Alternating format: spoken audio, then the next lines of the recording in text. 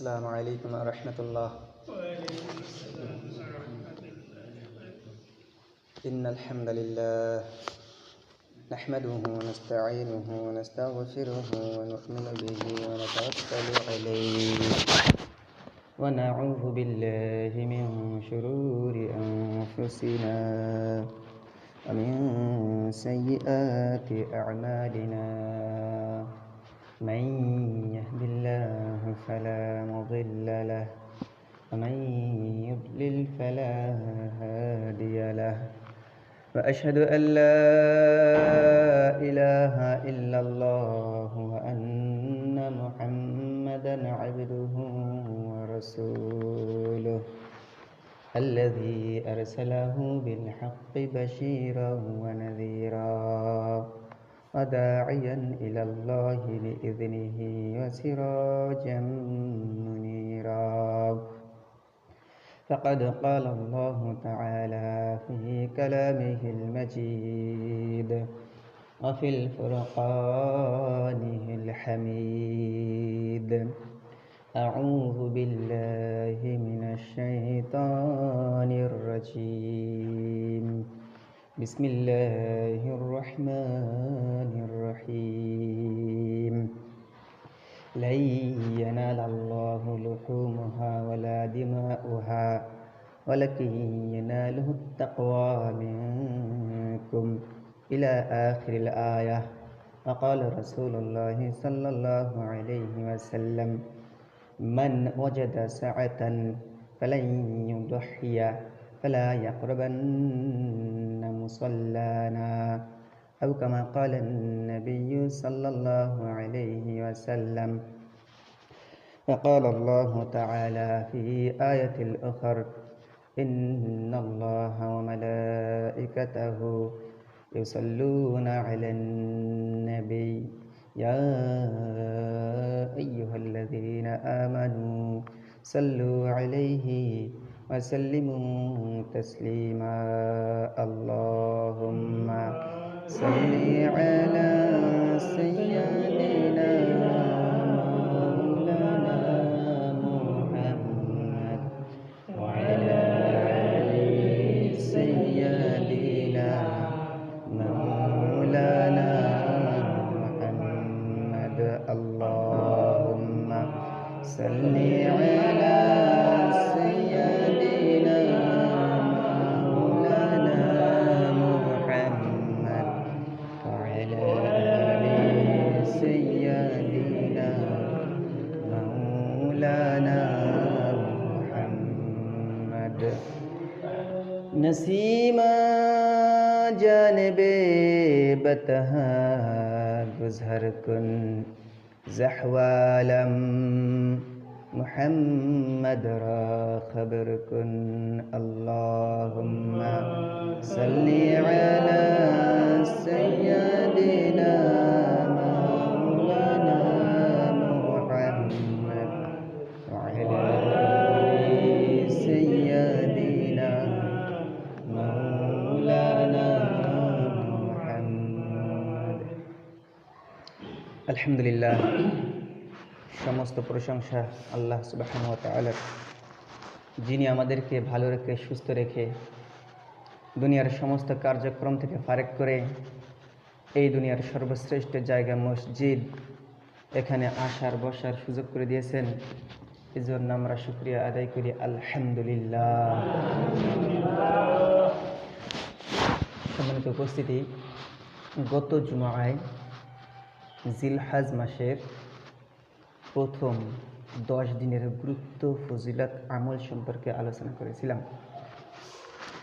সেখানে একটি গুরুত্বপূর্ণ আমলের কথা বলেছিলাম, জিকির সম্পর্কে। তো জিকিরের কয়েকটি জিকির আল্লাহ রাসূল শিখাই দিয়েছিলেন, তা আপনাদের বলেছিলাম। এছাড়াও অত্যন্ত গুরুত্বপূর্ণ একটি জিকির এবং দোয়া, সবচেয়ে গুরুত্বপূর্ণ জিকির এবং দোয়া হচ্ছে আল্লাহ রসুল মুহাম্মদুর রাসূলুল্লাহ সাল্লাল্লাহু আলাইহি ওয়াসাল্লামের উপরে দুরূদ শরীফ পাঠ করা। এই দুরূদ শরীফ পাঠ অত্যন্ত গুরুত্বপূর্ণ, ফজিলতপূর্ণ একটি আমল। আল্লাহ রসুলের নাম উচ্চারণ হইল অথচ আল্লাহ রসুলের উপরে দুরূদ শরীফ পাঠ করা হলো না, সেই ব্যক্তির লাআনতপ্রাপ্ত ধ্বংস। এই জন্য দুরূদের গুরুত্ব অত্যন্ত বেশি। এজন্য আমরা তো ওই মাসনুন জিকিরগুলো করার চেষ্টা করব। আর আমরা যত পারি আল্লাহ রসুলের উপরে দুরূদ শরীফ পাঠ করব, যত পারি। অন্তত হাঁটতে, চলতে, ফিরতে, যে কোনো সময় ঘুমানোর আগে বইসে দুরূদ শরীফ পাঠ করব। বড় দুরূদ পাঠ করা যদি কষ্টের মনে হয়, শুধুমাত্র সাল্লাল্লাহু আলাইহি ওয়াসাল্লাম, সাল্লাল্লাহু আলাইহি ওয়াসাল্লাম, সাল্লাল্লাহু আলাইহি ওয়াসাল্লাম, এই দুরূদ আমরা বেশি বেশি পাঠ করব। এই দুরূদ পাঠ করার অনেক বেশি ফজিলত আছে। দুরূদ পাঠের অনেক ফজিলত আছে। আল্লাহ রাসূল সাল্লাল্লাহু আলাইহি ওয়াসাল্লাম বলেন, মান সাল্লা আলাইয়া ওয়াহিদাতান সাল্লাল্লাহু আলাইহি আশারা, যে ব্যক্তি আমার উপরে একবার দুরূদ শরীফ পাঠ করলো, আল্লাহ সুবহানাহু ওয়া তাআলা তার উপরে 10টি রহমত নাজিল করেন। সুবহানাল্লাহ। আল্লাহ রাসূলের দুরূদ অত্যন্ত গুরুত্বপূর্ণ। আমরা জিকির করার পাশাপাশি দুরূদ শরীফও বেশি বেশি করে পাঠ করব ইনশাআল্লাহ। সম্মানিত হাজিরিন, জিলহজ মাসের আরেকটি গুরুত্বপূর্ণ আমল হচ্ছে কুরবানি করা। আমরা অনেকেই কুরবানি করে থাকি, ছোটকাল থেকে কুরবানি শুনে আসতেছি, অথচ কুরবানি শব্দটি একটু চিন্তা গবেষণা করিনি আমরা অনেকেই আছি। কুরবানি জিনিসটা কি? কুরবানি কাকে বলা হয়? কুরবানির সংজ্ঞাটাকে এটা আমাদের একটু জানা প্রয়োজন। কুরবানি অর্বন শব্দ থেকে এসেছে। অর্বন শব্দের অর্থ হচ্ছে নিকটবর্তী হওয়া, কাছাকাছি পৌঁছে যাওয়া। আমাদের মূল উদ্দেশ্য হচ্ছে আল্লাহর প্রিয় বান্দা হওয়া, আল্লাহর কাছাকাছি যাওয়া, আল্লাহর সাথে সম্পর্ককে দৃঢ় করা। আমাদের মূল উদ্দেশ্য হচ্ছে আল্লাহকে পাওয়া। আমাদের মূল উদ্দেশ্য হচ্ছে আল্লাহকে পাওয়া। এই আল্লাহকে পাওয়ার গুরুত্বপূর্ণ একটি মাধ্যম হচ্ছে কুরবানি। কুরবানি শব্দের আরেকটি শব্দের অর্থ হচ্ছে ত্যাগ করা। আদহা, ঈদুল আদহা বলা হয় ত্যাগ করা। তো তাহলে কীভাবে কুরবানি করব? কুরবানির সংজ্ঞাটা হচ্ছে নির্দিষ্ট দিনে নির্দিষ্ট পশু আল্লাহর নামে উৎসর্গ করার নাম হচ্ছে কুরবানি। এখানে বোঝার বিষয়, নির্দিষ্ট দিনে নির্দিষ্ট পশু আল্লাহর নামে উৎসর্গ করার নাম হচ্ছে কুরবানি। তাহলে নির্দিষ্ট দিন, নির্দিষ্ট পশু, এবং সেটা হইতে হবে আল্লাহর নামে। তাহলে কুরবানির সংখ্যা আছে 3টা। একটা হচ্ছে নির্দিষ্ট দিন। আপনি যদি আজকে কুরবানি করেন হবে না। তো কুরবানি করতে হবে আপনার জিলহজ মাসের 10, 11, 12 3 তারিখের মধ্যে। হানাফি মাযহাবের মধ্যে এই 3 তারিখের যে কোনো একদিনে কুরবানি করলে কুরবানি হবে। অন্যান্য ফাকিগণের মতে 13 তারিখও গণ্য, কিন্তু আমরা 13 তারিখ পর্যন্ত যাব না। আমাদের উদ্দেশ্য থাকবে 10, 11, 12, অর্থাৎ ঈদের দিন, ঈদের পরের দিন, তারপরের দিন। 3 দিনের মধ্যে নির্দিষ্ট দিন, এই যে 3 দিন নির্দিষ্ট দিন, এই 3 দিনের মধ্যে কুরবানি করতে হবে। এরপরে নির্দিষ্ট পশু। অনেকেই বাচ্চারা, ছোটো ছোটো মানুষ অনেক সময় প্রশ্ন করে, হুজুর মুরগি কুরবানি দিলে হবে না? এরকম বলে। হাঁস কুরবানি দিলে হবে না? হরিণ কুরবানি দিলে হবে না? এই ধরনের কথাবার্তা বলে। কিন্তু এর সংখ্যা হচ্ছে নির্দিষ্ট পশু হতে হবে। নির্দিষ্ট পশু আল্লাহ সুবহানাহু ওয়া তাআলা কোরআনে বর্ণনা করেছেন বাহিমাতুল আনআম। বাহিমাতুল আনআম হচ্ছে চতুষ্পদ জন্তু, যে জন্তুগুলো আমরা আমাদের গৃহপালিত পশু, গৃহপালিত হালাল চতুষ্পদ পশু হতে হবে। গৃহপালিত হালাল চতুষ্পদ জন্তু হইতে হবে। চতুষ্পদ জন্তু হরিণ খাওয়া হালাল, হরিণ দিয়ে কুরবানি হবে না, কারণ হরিণ গৃহপালিত না, হরিণ দিয়ে হবে না। তাহলে আমরা যদি এই সংজ্ঞার দিকে তাকাই, তাহলে হালাল চতুষ্পদ গৃহপালিত পশু কি কি আমরা পাই? এর সংজ্ঞার ভিতরে পড়ে উট পাই, গরু পাই, ছাগল পাই, ভেড়া পাই, দুম্বা পাই, এরপরে মহিষও এর অন্তর্ভুক্ত হয়। এই কথা বলবেন না, তাহলে এই নির্দিষ্ট কয়েকটা পশু, এই পশু নির্দিষ্ট পশু, এবং এই পশুর ভিতরেও কিছু বয়সের সময়সীমা আছে, সুস্থ অসুস্থতার একটা সময়সীমা আছে। যেমন উটের ক্ষেত্রে 5 বছর বয়স হতে হবে উট, গরুর ক্ষেত্রে 2 বছর হইতে হবে, ছাগলের ক্ষেত্রে 1 বছর। যদি বয়স কম হয় কিন্তু তার শরীর স্বাস্থ্য 1 বছরের মতো হয়ে যায়, সেই ছাগল দিয়েও কোরবানি হবে। ভেড়া দুম্বা একই হুকুম, গরু মহিষ 2 বছর একই হুকুম, উট 5 বছর একই হুকুম। কিন্তু যেই সেই গরু, যেই সেই উট, যেই সেই ভেড়া কোরবানি দিলে কি হবে না, সুস্থ সবল হইতে হবে, সুস্থ সবল হইতে হবে। কান কাটা, ঠ্যাং কাটা, লেজ কাটা, অন্ধ, খুঁড়া, পাগল, এই ধরনের জন্তু দিয়ে কুরবানি হবে না। কান যদি অর্ধেক কাটা থাকে তা হবে না, কিন্তু কান কাটা 4 ভাগের 3 ভাগ আছে, 1 ভাগ নাই, ওই পশু দিয়ে জায়েজ হবে। অন্ধ, 1 চোখ পুরোপুরি অন্ধ হয়ে গেছে, ওই গরু দিয়ে কুরবানি হবে না। কিন্তু এমন অন্ধ মানুষের কাছে ধরা পড়তেছে না, কিন্তু পশুটা অন্ধ, 1 চোখ অন্ধ, আর একটা কোনো সমস্যা আছে কিন্তু মানুষের সামনে ধরা পড়ে না, বোঝা যায় না, ওই পশু দিয়ে কুরবানি হবে। লেজ কাটা, লেজ যদি 4 ভাগ করেন, 4 ভাগের 3 ভাগ আছে, 1 ভাগ নাই, ওই পশুতে কুরবানি হবে, কিন্তু লেজের অর্ধেক নাই, ওই পশুতে কুরবানি হবে না। গরু ঠ্যাং খুঁড়া, এমন খুঁড়া যে হাইটে যাইতে পারে না, হাঁটাচলা করতে পারে না, 3 ঠ্যাং হাঁটে আর 1 ঠ্যাং ফেলাইতেই পারে না, এইরকম খুঁড়া পশু দিয়ে কুরবানি দিলে কুরবানি হবে না। পাগল পশু, পাগল মানে সে পশুত্ব না, সে ঘাস খায় না, মানে পশুর কাজ সে ঘাস খাওয়া, মাঠে চড়া, কিন্তু সে ঘাস খায় না, এমন পাগল হয়ে গেছে ঘাস খায় না, মাঠে চড়ে না, এইরকম পাগল উন্মাদ পশু দিলেও কুরবানি হবে না। তাহলে হাঁস মুরগি দিলে কি কুরবানি হবে? হবে না। এসিতে বনেতে একটা হরিণ ধরে আনলাম, কুরবানি দিলে হবে? হবে না। তাই নির্দিষ্ট পশু হইতে হবে, গৃহপালিত হালাল, তাহলে নির্দিষ্ট পশুর মধ্যে এই পশুর ভিতরে সীমাবদ্ধ থাকতে হবে, এবং যেই সেই পশু দিলে হবে না, বয়স হইতে হবে। একটা গরু 1 বছর বয়স হবে, তা হবে না, 2 বছর হইতে হবে। একটা উট 3 বছর বয়স হবে, 4 বছর বয়স হবে না। একটি ছাগল 2 মাস, 3 মাস, 6 মাস হবে। কিন্তু ওই ছাগল যদি এত হৃষ্টপুষ্ট হয়ে যায়, দেখতে 1 বছরের মতো লাগে, তাইলে হবে। অন্ধ গরু, খুঁড়া গরু, পুরো কান কাটা, শিং পুরোটা ভেঙে গেছে, এই শিংয়ের কথা বলতে ভুলে গেছিলাম। শিং, এই যে গরু শিং যদি উঠে যায়, উপড়ে চলে যায়, শিং আছে না, উঠে গেছে, ওই উঠা পরিপূর্ণ উঠা শিং দিয়ে কুরবানি দিলে কুরবানি হবে না। শিং যদি হালকা ফেটে যায়, হালকা ভেঙে যায়, তাইলে হবে। হালকা ফেটে গেছে, হালকা ভেঙে গেছে, তাহলে হবে। এই ধরনের ত্রুটি মুক্ত পশু হইতে হবে।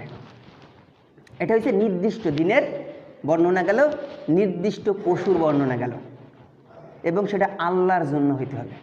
কার জন্য হইতে হবে? শুধুমাত্র আল্লাহর সন্তুষ্টি লাভের উদ্দেশ্য হইতে হবে। আমি সমাজের একটি সম্মানিত ব্যক্তি, আমি যদি কুরবানি না দিই, মানুষ কি করবে? আশেপাশে সবাই কুরবানি দেয়, আমি যদি কুরবানি না, সালমে খাবে কি? গোস্ততে এমনি কিনা লাগে, দিলাম একটা কুরবানি কিনে, সারা বছর ফ্রিজে রেখে খাবো, গোস্ত আর কিনা লাগবে না।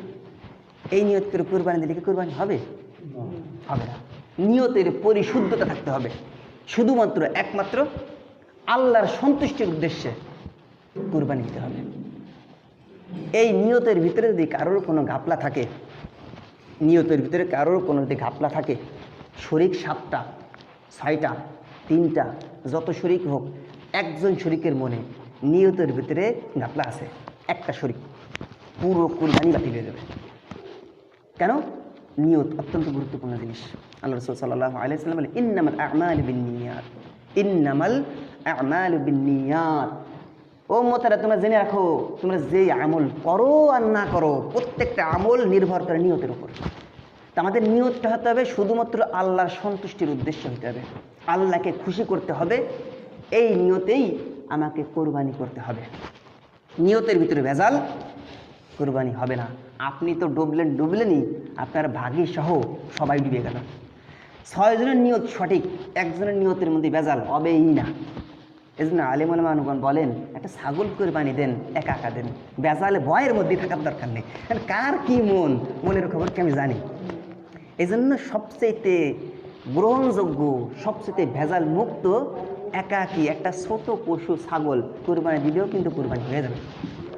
এখন কুরবানিটা কিরা দেবে? যে সে কুরবানি দিলি হবে, কুরবানি যে কেউ দিতে পারবে, কিন্তু কুরবানিতে সবার প্রতি আল্লাহ জুলুম করে দেননি। আল্লাহ তো জুলুম করেন না। আমার টাকা নেই, পয়সা নেই, আমি ফকির, আমি নিজের দিন আনি দিন খাই, আমি এক কেজি গোস্ত এনে পরিবারের মানুষকে খাওয়াবো, সেই সামর্থ্য আমার নেই। আমার কি ফরজ? ওয়াজিব। কুরবানি করা হচ্ছে ওয়াজিব, হানাফি মাযহাবের মধ্যে ওয়াজিব, আর অন্য অন্য মাযহাবের মধ্যে সুন্নাতে মুআক্কাদা। তাহলে নির্দিষ্ট দিনে নির্দিষ্ট নেশাব পরিমাণ সম্পদের মালিক যদি কেউ হয়, নির্দিষ্ট দিন নির্দিষ্ট নেশাব পরিমাণ সম্পদের মালিক যদি কেউ হয়, ওই ব্যক্তির উপরে কুরবানি ওয়াজিব হয়। নির্দিষ্ট দিন এই 3 দিন, 10, 11, 12, এই 3 দিনের ভিতরে যদি কারোর নিকট 7.5 ভরি স্বর্ণ মজুদ থাকে, অথবা 52.5 ভরি রূপা মজুদ থাকে, অথবা এর সমপরিমাণ অর্থ তার কাছে মজুদ আছে, তারপরে কুরবানি ওয়াজিব হবে। এই 10, 11, 12 জাকাতের যে নিসাব, কুরবানির একই নিসাব, কিন্তু জাকাত খরচ হইতে হলে 1 বছর পূর্ণ হইতে হবে শর্ত, কিন্তু কুরবানির ক্ষেত্রে 3 দিনের একদিনও যদি আপনি এই মালের সম্পদের অধিকারী হন, তাহলে আপনার জন্য কুরবানি ওয়াজিব হয়ে যাবে। আপনি যদি কুরবানি না করেন তাহলে আপনি গুনাহগার হয়ে যাবেন। কেন? আল্লাহ রাসূল সাল্লাল্লাহু আলাইহি ওয়াসাল্লাম কঠোরভাবে বলেছেন, মান ওয়াজাদা সাআতান ফালা ইউদহিয়া ফালা ইয়াকরাবান্না মুসাল্লানা। যেই ব্যক্তি কুরবানি করার উপযুক্ত সামর্থ্যবান ব্যক্তি, কিন্তু সে কুরবানি করলো না, সে যেন আমাদের ঈদগাহে নামাজ পড়তে না আসে। আল্লাহ রাসূল স্পষ্ট বলে দিয়েছেন। তার মানে যার কুরবানি যার উপর ওয়াজিব হয়ে গেছে, সে কুরবানি করলো না, আল্লাহ রাসূল ডাইরেক্ট নিষেধ করছে, খবরদার তুই আমার ঈদগাহে আসবি না। এখন আমি যদি ইমাম সাহেব যদি কই এই যে অমুক অমুকের কুরবানি ওয়াজিব হচ্ছে, কুরবানি তোমরা নামাজ পড়তে আসবা না, আমার ধীরে ভাবিবেন না ধীরে। এই জন্য আল্লাহ রাসূল বলে গেছে, ও ইমাম সাহেবরা তোমাকে তো টেনশন করার কোনো দরকার নেই, তোমাদের কথাগুলো আমি বলে দিলাম। মান ওয়াজাদা সাআতান ফালা ইউদহিয়া ফালা ইয়াকরাবান্না মুসাল্লানা। যার উপরে কুরবানি ওয়াজিব হয়ে গেল কিন্তু সে কুরবানি করলো না, সেজন্য আমাদের ঈদগাহে নামাজ পড়তে না আসে। তার মানে আল্লাহ রাসূল বুঝাইতে চাইলেন, প্রত্যেকটা সামর্থ্যবান ব্যক্তি তোমরা কুরবানি করবাই করবা। তাহলে কুরবানির কি কি পশুদের করতে হবে, কোন কোন বিষয় করতে হবে, কোন কোন দিনে, কার উপরে ওয়াজিব, এগুলো আমাদের পুরো ক্লিয়ার হয়ে গেছে না? ভেজাল আছে কেন? ভেজাল নেই, আশা করি ভেজাল নেই যদি কেউ শুনে থাকেন। এখন আমাদের সব কিছুই আছে, নির্দিষ্ট দিনে নির্দিষ্ট পশু নির্দিষ্ট ব্যক্তি, সব কিছু ঠিক আছে, তারপরেও অনেক মানুষের কুরবানি কবুল হয় না। তারপরেও সব কিছু ঠিক থাকার পরেও, যেমন আমার টাকা হালাল, নিয়ত শুদ্ধ, কিন্তু আমার কুরবানি কবুল হলো না। কুরবানি কবুল হওয়ার গুরুত্বপূর্ণ একটি শর্ত হচ্ছে মুত্তাকি, পরহেজগার লোক হইতে হবে। কুরবানি করা হচ্ছে ওয়াজিব, কুরবানি করা ওয়াজিব, নামাজ পড়া হচ্ছে ফরজ, ফরজে আইন। নামাজ না পড়লে আল্লাহ রাসূল বলেছেন সে কাফের, কুরবানি না করলে সে কাফের না। খালি ধমক দিয়েছে আমাকে ঈদগাহে এসে না, কিন্তু সে কাফের এ কথা কোনো হাদিসে নাই। কিন্তু নামাজ না পড়লে যে কাফের অনেক হাদিসে আছে। এখন আমার আব্বা আমারে অনেক বড় একটা হুকুম করেছে, বড় একটা হুকুম কইছে কি, বাজান তুই পিলি যাই আমার ভাতগুলো দিয়ে আসবি, না আসলি না দিলে আমার বাড়িতে থাকতে পারবি না। এটা হচ্ছে একটা হুকুম। আর একটা হুকুম কইছে কি, বাজান তুই বাজারে যাইস, না গেলে কিন্তু ভাত খাতে পারবো না। তাহলে এই 2 হুকুমের মধ্যে পার্থক্য আছে না? একটা হচ্ছে তুই আমার বাড়িতে বাইরে চলে যাবি, আর একটা হচ্ছে আমি খাতে পারবো না। 2 হুকুমের মধ্যে পার্থক্য আছে না? বাড়িতে যদি বাইরে যাওয়ার হুকুম বেশি গুরুত্বপূর্ণ না ভাত খাতে পারবো না হুকুম বেশি গুরুত্বপূর্ণ? আল্লাহ রাসূল তো বলেছেন যে নামাজ পড়বে না সে কাফের, মানে আমার মুসলমানের থেকে সে খারিজ হয়ে গেল, মুসলমানের থেকে সে বাতিল হয়ে গেল, খারিজ হয়ে গেল। আর যে কুরবানি দিল না, তুমি মুসলমান কিন্তু আমার ঈদগাহে নামাজ পড়তে আসে না, মুসলমান কিন্তু আমাকে ঈদগাহে নামাজ পড়ি, নামাজ পড়বার তো সামর্থ্যবান ব্যক্তি যে কুরবানি দিয়েছে সে আসবে, সামর্থ্যবান কুরবানি দিয়েছে তার জন্য কি ঈদের কুরবানি ঈদের নামাজ, কিন্তু সামর্থ্যবান ব্যক্তি ওইও কুরবানি দিল না, তার জন্য ঈদের নামাজ না, তুমি ঈদের নামাজ পড়তে আসে না খালি খালি, কিন্তু সে কাফের, এ কথা বলিনি। এজন্য এই বিষয়টা মুত্তাকি হওয়া কত বড় একটা গুরুত্বপূর্ণ। মুত্তাকি কাকে বলা হয়? মুত্তাকি বলা হয় আল্লাহ যেই হুকুম করেছেন কোরআনে সেই হুকুমগুলো মেনে নেওয়া, পালন করা। আর আল্লাহ সুবহানাহু ওয়া তাআলা কোরআন হাদিসে যেই নিষেধগুলো করেছেন ওই নিষেধগুলো বর্জন করা, পরিত্যাগ করা, আমল করা, তার নাম হচ্ছে মুত্তাকি। আমরা জানি না হাবিল কাবিলের ঘটনা, হাবিল আর কাবিল। হয়তো আদম আলাইহিস সালাম, তিনার দুইটা পুত্র, তা ওনারা দুইজনই কুরবানি করেছিলেন না? আদম আলাইহিস সালামের কথা মতো কুরবানি করেছিলেন না? কিন্তু হাবিলের কুরবানি কবুল হয়েছিল আর কাবিলের কুরবানি কবুল হয় না। এটা তো আমরা সবাই জানি, কিন্তু কেন কবুল হলো না? কারণটা কি? তার কারণ হচ্ছে হাবিল ছিল মুত্তাকি পরহেজগার, আর কাবিল মুত্তাকি পরহেজগার ছিল না, সে ছিল সীমালঙ্ঘনকারী, জালেম। সীমালঙ্ঘনকারী, সীমালঙ্ঘন কাকে বলা হয়? সীমালঙ্ঘন বলা হয় আল্লাহর হুকুম অমান্য করে যে আল্লাহর হুকুম অমান্য করে তাকে বলা হয় সীমালঙ্ঘনকারী। তাহলে হাবিল কাবিল কি কি আল্লাহর হুকুম অমান্য করেছিল?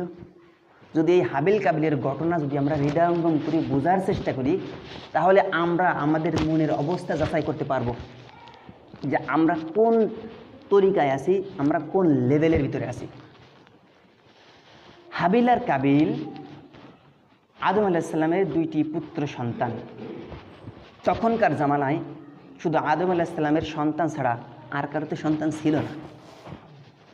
তো আল্লাহ সুবহানাহু ওয়া তাআলা তো পরস্পর দুনিয়ায় আদম সন্তানের আগমন ঘটাবেন। আগমন ঘটাইতে হইলে বৈধ একটি মাধ্যম লাগবে, বিবাহ ছাড়া বৈধ মাধ্যমে সন্তানকে দুনিয়া আসবে? যতই দোয়া করি, যতই সেজদা করি, হবে? বৈধ একটি মাধ্যম লাগে বিবাহ। তখন আল্লাহ সুবহানাহু ওয়া তাআলা শরীয়তের নির্দেশ এটাই করেছিলেন যে প্রত্যেকটা গর্ভে দুইটা করে সন্তান হইতো। হাওয়া আলাইহিস সালামের একটা গর্ভে, মানে যমজ সন্তান হইতো, একটা ছেলে একটা মেয়ে, একটা ছেলে একটা মেয়ে। তখন যে যমজ সন্তান ওদের মধ্যে বিয়ে করা হারাম ছিল, ওদের মধ্যে বিয়ে করা হারাম ছিল। কিন্তু তার পরবর্তী যে তার ওই ছেলে আর ওই মেয়ে বিয়ে বৈধ, ওই মেয়ে ওই ছেলের সাথে বিয়ে বৈধ, কিন্তু নিজের যমজ সহোদর ওর সাথে বিয়ে অবৈধ ছিল। কাবিলের সাথে যে সহোদরা বোন যমজ, সে ছিল সুন্দরী। হাবিলের সাথে যে বোন ওর থেকে একটু বেশি সুন্দর ছিল। এখন আদম আলাইহিস সালাম তো হাবিল কাবিলের বিয়ে দেবে। এখন কাবিল কয় কি যে না, আমার সাথে যে বোন ও আমায় ওরেই আমি বিয়ে করব। আদম কয় কি না, এ তো আল্লাহর বিধান না, তুমি তা করবা কেন? তোমার জন্য যেটা হালাল সেটা তুমি করতে হবে। নাকি ও না আমার সাথে সুন্দরী, ও না ও তো আমার বোন সুন্দরী, আমার একই সাথে গর্বে আইছি, ওই আমি করব। আদম না, হবে না, এটা আল্লাহর নিয়মের বাইরে। তো কি না, আপনার ওই কোশ্চেন ওটা হবে না, এটা আল্লাহর নিয়ম না। আল্লাহ যদি নিয়মই করতো তাহলে আমার সাথেও তার জন্ম দিল কিসের জন্য? জীবন থাকা অবস্থায় দুনিয়া আসার আগে আল্লাহ যদি একসাথে রাখছে, তাহলে দুনিয়ার পরেও আমি একসাথে থাকতেই পারবো। এটা আপনার বিধান, আল্লাহর বিধান করছেন না। মানে প্রথমেই শুরু করে দিল অমান্য করা, সীমা লঙ্ঘন করা শুরু করে দিছে। এখন আদম আলাইহিস সালামের বুঝ সে মানতেছে না। এখন কি করা যায়? আদম আলাইহিস সালাম বললেন যে তাহলে ঠিক আছে, হাবিল কাবিল তোমরা দুই ভাই আল্লাহর জন্য কুরবানি করবা। এই কুরবানি যার কুরবানি কবুল হবে তার সাথেই ওই সুন্দরী বোনের বিয়ে হবে। ঠিক আছে, তারপরও কাবিল কুরবানি দিতেও রাজি না। ভাই তা হবে কে? আল্লাহ আমারে গর্বে একসাথে রাখছে, দুনিয়ায় কেন একসাথে থাকতে পারবো না? যুক্তি খাড়া করাচ্ছে। আর আল্লাহর আইনের সাথে কোনো যুক্তি খাটে? আল্লাহর আইনে কোনো যুক্তি দাঁড় করানো মুসলমানের কোনো কাম না। কোনো মুসলমান, আল্লাহ একটা আইন করে দিচ্ছে, ওই আইনে যুক্তি দাঁড় করানো মানে কি? আল্লাহর আইনকে অপছন্দ করা। যদি কেউ আল্লাহর কোনো বিধিবিধান অপছন্দ করে সে কাফের, সে কি হয়ে যাবে? কাফের হয়ে যাবে। সে তো সীমা লঙ্ঘন করা শুরু করে দিয়েছে। এরপরে আদম আলাইহিস সালাম বললেন, ঠিক আছে তোমরা কুরবানি করবা। তখনকার জামানায় ছিল কুরবানি করলে আকাশ থেকে আগুন আইসে যার কুরবানি কবুল হবে ওই কুরবানিগুলো জ্বালাই দেবে। তাই হাবিল কাবিল দুই ভাই। কাবিল কৃষি কাজ করত আর হাবিল পশুপালন করত। তা হাবিল মোটা তাজা দেখে একটি দুম্বা, সবচেয়ে ভালো সুন্দর মোটা তাজা দেখে একটা দুম্বা কুরবানি করলো। আর কাবিল সে যেহেতু কৃষিকাজ করতো, সে গমের শস্য, গমের শীষ কুরবানি করলো। তো আল্লাহ সুবহানাহু ওয়া তাআলার নির্দেশে আকাশ থেকে আগুন আসলো, হাবিলের দুম্বাটা জ্বালায় ভস্ম করে দিল। তার মানে প্রমাণিত হয়ে গেল হাবিলের কুরবানি আল্লাহ কবুল করছেন। সুবহানাল্লাহ। এই দেখে কাবিলের মাথায় আগুন ধরে গেছে। কাবিল কয়, লাআকাতুলান্নাকা, নিশ্চয় আমি তোমাকে হত্যা করবো। এখন তার কোনো কাজ আসছে না। প্রথম সীমা লঙ্ঘন করলো আদম নবীর আল্লাহর হুকুম অমান্য করার পরে। এরপরে সীমা লঙ্ঘন করলো, কুরবানি দেবে না, তাও দিতে হবে, দিয়েছে, কবুলই নাই। এখন আবার সীমা লঙ্ঘন করে, তা আমি তোমাকে হত্যা করব। তখন হাবিল কাবিলকে বলে, ভাই এই কুরবানি কবুল হওয়া না হওয়া আমার হাতে কিছুই না। ইন্নামা তাকাব্বালাল্লাহু মিনাল মুত্তাকিন। এই যে হাবিল পুরো দুনিয়াবাসীকে জানাই গেল, ও দুনিয়াবাসী, কুরবানি কবুল হইতে হলে ইন্নামা ইয়াতাকাব্বালুল্লাহু মিনাল মুত্তাকিন, নিশ্চয় যারা মুত্তাকিন পরহেজগার তাদের কুরবানি আল্লাহ কবুল করেন। জানে রাখো, নিশ্চয়ই যারা মুত্তাকি পরহেজগার আল্লাহকে পাইতে চায়, আল্লাহর সন্তুষ্টির উদ্দেশ্যে কুরবানি করে, আল্লাহর বিধিবিধান মেনে চলে, আল্লাহর বিধিনিষেধ থেকে বর্জন করে, ওই ধরনের মুত্তাকির কুরবানি আল্লাহ কবুল করেন। তাহলে কুরবানি কবুল হইতে হলে আমাকে মুত্তাকি হইতে হবে, তাই না? জানাই দিলেন সূরা মায়েদার 27 নম্বর আয়াতে এটা আছে। এই ঘটনাটা সূরা মায়েদার 27 নম্বর আয়াত থেকে বেশ কয়েকটি আয়াতে এই বিস্তারিত ঘটনা বর্ণনা করা হয়েছে। তার মানে আমাদের কুরবানি কবুল হইতে হলে আমাদের এই শরীয়তের বিধিবিধান পালন করার পরে আমাকে পরহেজগার মুত্তাকি হইতে হবে। যদি পরহেজগার মুত্তাকি আমি না হই, ওই কাবিলের মতো আমার কুরবানি কবুল হবে না। এটি হচ্ছে কুরবানি বিষয়ে এই পর্যন্তই সীমাবদ্ধ থাকার দরকার, আর বেশি বর্ণনা করার দরকার হয় না। এরপরে আদম নবী হাবিল কাবিলদের নির্দেশ করার পরে তিনি মক্কায় চলে গিয়েছিলেন। মক্কায় চলে যাওয়ার পরে যখন হাবিলের কুরবানি কবুল হলো, কাবিলের কুরবানি কবুল হলো না, কাবিল রাগান্বিত হইয়া বলল, লাআকাতুলান্নাকা, নিশ্চয় আমি তোমাকে হত্যা করব। হাবিল বলল, ভাই আপনি যদি আপনার হাত আমার উপরে বাড়ান, আপনি আমাকে হত্যা করলেও আমি আমার হাত আপনার দিকে বাড়াবো না। আপনি যদি হত্যাকারী হন, আপনি যদি জালেম হন, তাহলে আমি মাজলুম, আমার গুনাহ সহ আপনার গুনাহ সহ আপনি জাহান্নামে যাবেন। আমি জাহান্নামে যেতে চাই না। আপনি জাহান্নামে যেতে চাইলে আপনি আপনার গুনাহ সহ আমার গুনাহ নিয়েই আপনি জাহান্নামে যান। এরপরে হাবিলকে কাবিল হত্যা করল।